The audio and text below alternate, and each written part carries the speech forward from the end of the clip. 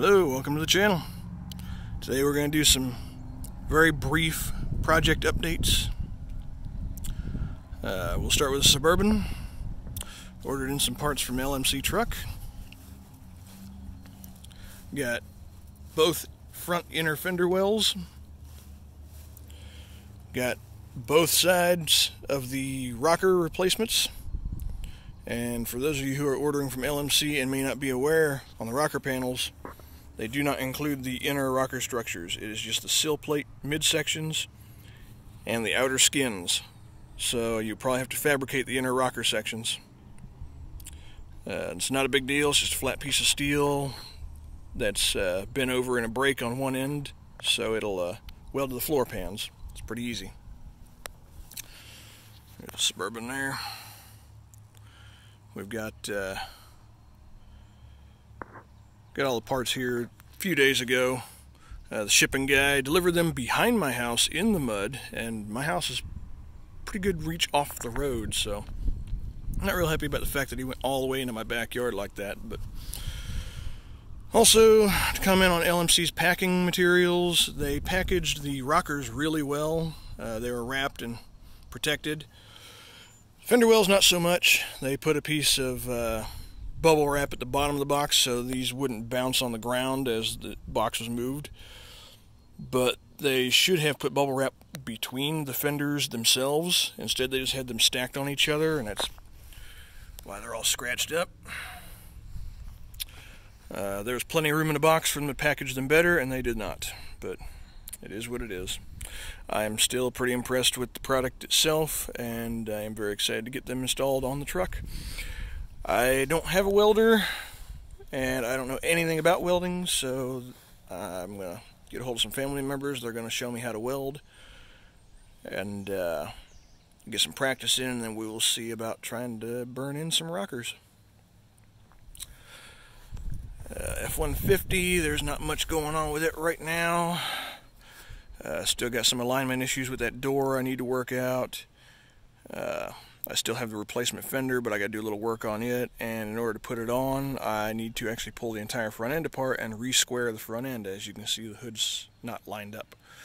That's because the core support itself is actually pushed back in the mount about an inch, and it twisted a bunch of things that need to be straightened. So, that's pretty much it on the F-150. Get over here to my Camaro.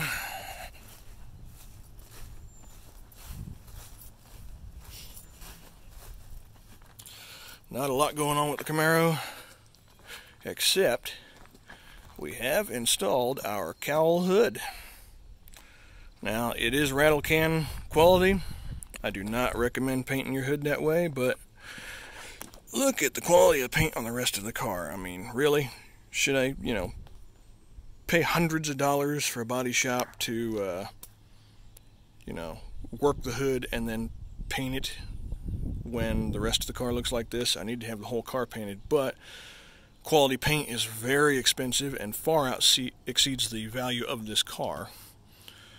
So I'm not worried about paint, I just don't want rust, so we prevent rust anywhere we can. This car has almost no rust on it anywhere. The only rust it really does have is a spot under the master cylinder where there was a leak that I still need to patch, and then we're starting a little bit underneath the driver's seat that I need to get on before it starts to take off. But this is a functional cowl hood. Open this up here in a second, get my keys out, if I have the right keychain on me.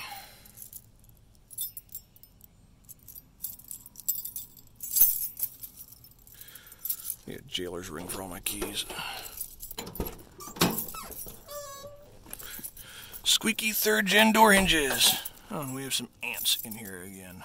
They're getting evicted after this video. Hope they enjoyed their stay, because it's over.